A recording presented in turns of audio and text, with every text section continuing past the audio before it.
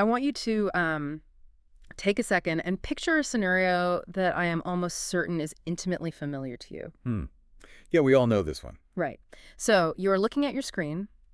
You have just sent a message. Maybe it's, a sensitive text to someone you care about, or a time-critical ping to a colleague. You see those three little dots appear. Exactly. The typing indicator, they are responding. And then, without any warning, the docs they vanish. Yeah. Nothing comes through. Just this sudden, undefined silence. I want you to observe the physical sensation that washes over your body in that exact second. It's a very specific, quiet, modern anxiety. It really is. It's a remarkably profound feeling of tension. But, what warrants our attention here is not just the feeling itself, but how we typically diagnose that anxiety when it happens. Right. We tend to internalize it. Exactly. We tell ourselves, or society kind of implies, that we are just impatient. Yeah, that we lack focus. Right. Or that we suffer from some sort of lack of digital discipline.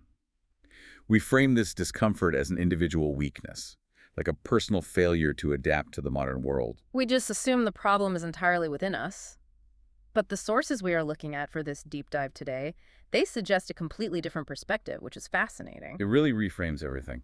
It does.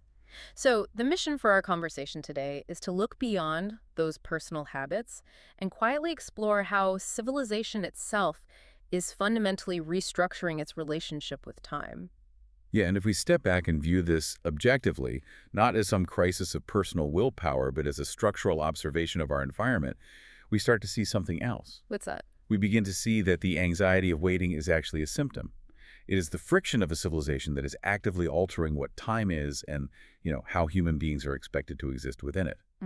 We are shifting away from a reality where time had a certain inherent elasticity to it. Right. And the sources describe this shift using the term temporal compression. Yes, temporal compression. So to understand what is happening to us, we need to look at what exactly civilization is compressing here. Well, at its core, temporal compression is the continuous shrinking of the space between an action and its response. Okay. Think about the infrastructure of our current world. I mean, we interact with AI that generates instant answers. We rely on these global, real-time logistics that track a package to the exact minute. Yeah, constant connectivity. Exactly. Instant notifications. The entire architecture of the modern environment is engineered to just eliminate gaps. To eliminate the wait. Right.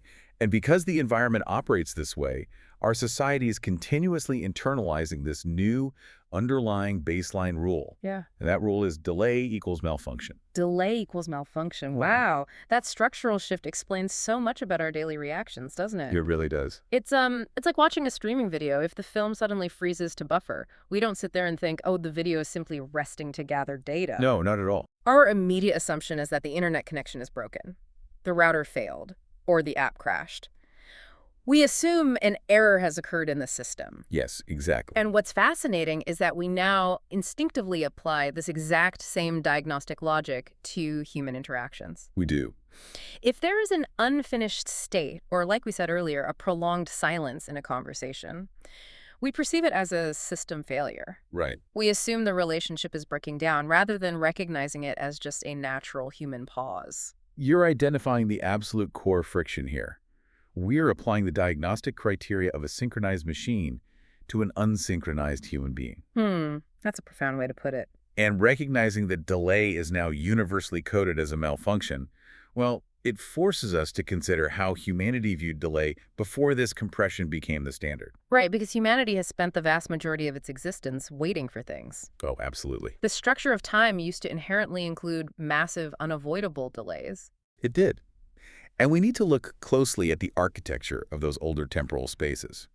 Consider, the act of waiting for a physical letter to travel across a continent. Yeah, that took weeks or months. Right, or waiting for the agricultural seasons to turn. Or even allowing the unpredictable, non-linear time necessary for physical and emotional recovery after an illness. Historically, these periods of waiting, they weren't just empty voids. They were not merely dead space between two significant actions. Right. The delay itself actually served a structural purpose. Exactly. When you wrote a letter, the weeks of waiting for a reply weren't empty time. They provided the psychological distance necessary to process your own thoughts. Yes. So by the time the reply finally arrived, your own perspective had matured simply because the delay gave your mind the space to reinterpret the event. It's like letting something simmer on a stove. That's a great analogy. Those delays contained vital, invisible processes. They provided space for reinterpretation, like you said. They allowed for emotional transition. They held room for ambiguity. The sources actually describe these periods as modes of existence, including delay. Modes of existence, including delay. Yeah, waiting was a recognized, highly functional state of being.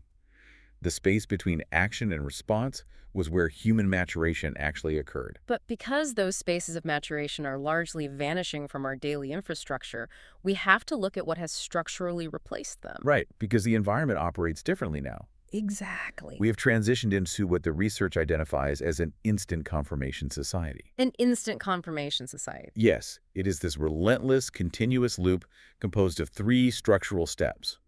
First, prediction. We anticipate an outcome. Okay. Second, instant confirmation. We require immediate data to prove or disprove that prediction. Right. And third, instant reaction. We must act upon that confirmation immediately. Prediction, confirmation, reaction. Exactly. The environment now structurally demands immediate replies to communications. It demands instant decisions in professional settings and the instant public visibility of where you stand on complex issues. Wait, let's unpack this for a second. I want to push back a little on this to really test the premise. Sure. Because, isn't getting answers immediately actually a good thing? How so? Well, if I don't have to wonder what someone meant or wait weeks for vital information, doesn't that remove a massive amount of confusion? That's true on the surface. Right. So from a purely functional standpoint, why is losing that silence actually harmful to us? That is a completely fair question, but answering it requires us to redefine what we actually mean when we say modern individuals are unable to wait. Okay. We usually use that phrase colloquially, right? I mean, someone is irritable or they lack patience. Yeah, like get mad at the microwave. Exactly. But the structural definition in the sources is much deeper. Being unable to wait actually means losing the psychological capacity to sustain fluidity within time itself. Losing the capacity to sustain fluidity? How does that manifest cognitively? Well, the sources introduce a few related concepts here. Terms like phase fluidity, fluctuation tolerance, and liquid stability. They sound a bit like physics terms. They do, but they describe a fundamental cognitive capacity. It's the ability of the human mind to tolerate an undefined state.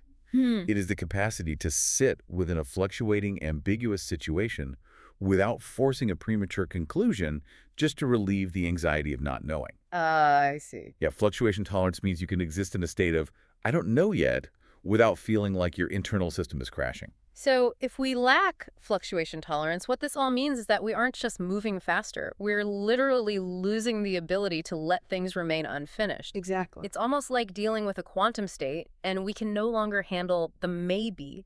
We feel this overwhelming environmental pressure to collapse the uncertainty into a solid, definite reality right now. Yes. Even if it forces the wrong outcome just to stop the discomfort of the unresolved state. That is a very accurate observation of the mechanism. We are losing that liquid stability. The ability to remain stable while the situation around us is still fluid. And to observe how this loss of fluidity reshapes our daily lives, we can look at the subtle mechanisms we historically used to keep social connections open. This directly connects to a concept from the sources that we actually explored in a previous deep dive. The concept of light gravity. Yes, light gravity. Think about the simple phrase, "see you later." Right. Historically, this phrase functioned beautifully because it preserved a weak, future-oriented connection. It did. It communicated that the connection remained open, but without demanding absolute certainty or a scheduled calendar invite. It allowed a relationship to float in a state of potential. It's a prime example of phase fluidity in action. But modern, synchronized digital architectures fundamentally struggle with this light gravity. Because they need data. Exactly. Digital architecture requires rigid Boolean states, yes or no, read or unread, scheduled or unscheduled. Right. The environment now exerts a heavy temporal gravity on our interactions. The structural demand is to answer now, show your location now, decide the time now. Yeah, when you operate within an architecture of read receipts and shared digital calendars, the system forces those strict states upon you. He really does. If you say, see you later, the medium itself subtly demands to know when, where. Send a calendar invite. Confirm the time block. Exactly. The ability to keep a connection gently open without finalizing it is actively being engineered out of our communication tools. And the structural requirement to finalize and confirm everything in real time inevitably produces a specific kind of cognitive toll. This provides a critical new lens through which to view modern burnout. Oh, this is fascinating. Because the profound exhaustion people report feeling today, it does not stem solely from taking in too much information. Right. It's not just information overload. No. Information overload is a recognized issue, sure, but the deeper, more pervasive exhaustion comes from continuous temporal management. Continuous temporal management. So the labor of constantly aligning our internal state with those fast external demands. Precisely. The sources define this specific friction as transparent pain. Transparent pain. Yeah. Picture the architecture of our current reality. On one side, you have the external world. It operates at a rapid, nonlinear speed. The speed of fiber optics and algorithms. Exactly. Instant synchronization. But on the other side, you have the human mind. Our internal cognitive operating system is fundamentally slower. It's biological. It processes events linearly. Right. When that fast, nonlinear external speed continuously collides with your slower, linear internal processing, it creates a profound structural friction. And that friction is transparent pain. It is invisible, but it is a constant grinding cognitive load. Here's where it gets really interesting, because that explains so much about the specific quality of modern fatigue. It does, doesn't it? It is like walking on a treadmill while trying to work at a desk. Your brain is attempting to exist in two entirely different speeds of physics at the exact same time. So the exhaustion you feel isn't just because you have a lot to do. It's the literal friction of forcing your biology to constantly match the instant response speed of the machines mediating your life. That's exactly it. It is the invisible cost of forced synchronization. And crucially, this friction is not isolated to how we manage our personal devices. No. It is a structural reality that radiates out, reshaping the fundamental institutions of our entire civilization. Right, because if the baseline rule of society is now delay equals malfunction, that logic inevitably rewrites how our macro systems operate. We see this temporal compression altering the foundation of education, for example.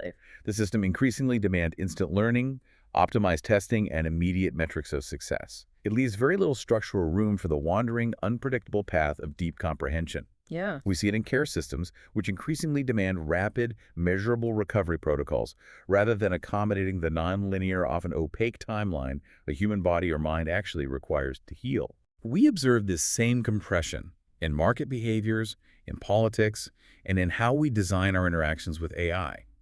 We are applying an architecture of no delay, no ambiguity to the entirety of human existence. And understanding this as a comprehensive civilizational issue, it completely changes how we should evaluate the common advice given for managing modern stress. It does. If the very temporal gravity of civilization has changed, individual behavioral tweaks suddenly seem, well, entirely disproportionate to the scale of the issue. It is exactly why popular self-help remedies, like taking a temporary digital detox, are structurally insufficient. Right. They treat a profound environmental transformation as if it were merely a bad personal habit. Yeah, trying to fix a societal shift in time by turning off your phone for a weekend is like trying to stop the tide with a bucket. That's exactly what it's like. It works for a minute, and it might give you a brief sense of control, but eventually you have to breathe the air around you. The environment hasn't changed just because you closed your eyes to it. No, it hasn't. The structural demand for instant confirmation is still sitting right there the moment you have to participate in society again. Because the underlying infrastructure remains synchronized. Therefore, if we accept this as a persistent structural reality, we have to carefully observe what is fundamentally vanishing from our world. We often operate under the assumption that as society accelerates, we're simply gaining efficiency. But the sources point toward a different, more sobering conclusion. What's that? What is disappearing from our civilization is not merely downtime or inefficiency. What is vanishing is the liquidity of time itself. The liquidity of time. Yes. The capacity for time to flow, to hold events in suspension before they solidify. We're losing the environmental and psychological capacity to let things remain in a liquid state. Hmm. And addressing this requires us to fundamentally reevaluate the concept of waiting. The research introduces the concept of a question gradient. A question. Yeah. A gradient implies a slope, a sustained direction. To hold a question gradient means to ask questions not for the purpose of forcing an immediate answer, but for the purpose of keeping a space open. Ah. It's a method of holding the connection without forcing the resolution. Exactly. In this structural framework, waiting ceases to be a passive failure or a system error. Waiting actually becomes an active, vital form of human intelligence. Wow. It is the deliberate cognitive act of preserving uncertainty without breaking the connection. It is the strength required to maintain a state of "I don't know yet" while still signaling we are still connected. That reframing changes the entire dynamic. It suggests that simply sitting in silence or allowing an idea to mature without immediately publishing it or letting a relationship slowly navigate its own undefined boundaries, doing these things is no longer just a matter of patience. No, it's not. In an instant confirmation society, choosing to sustain that liquidity is an active preservation of our biology. It's protecting the natural rhythm of the human mind against the synchronized rhythm of our environmental infrastructure. It is the active practice of phase fluidity. It is the conscious decision not to collapse the open space, simply to relieve the pressure of that transparent pain. It's almost an act of preserving our humanity. Yeah, I think it is. So, as you go back to the rhythm of your day and you inevitably find yourself looking at a screen, watching a typing indicator suddenly stop, or feeling that quiet anxiety of an undefined silence, I want you to consider the structural reality we've explored today. Ask yourself, what do humans truly require in this moment of civilization? Is it more speed? Is it faster processing, tighter synchronization, and absolute immediate certainty? Or is the most vital capacity we need right now the ability to remain unfinished and to hold an open space without collapsing the connection?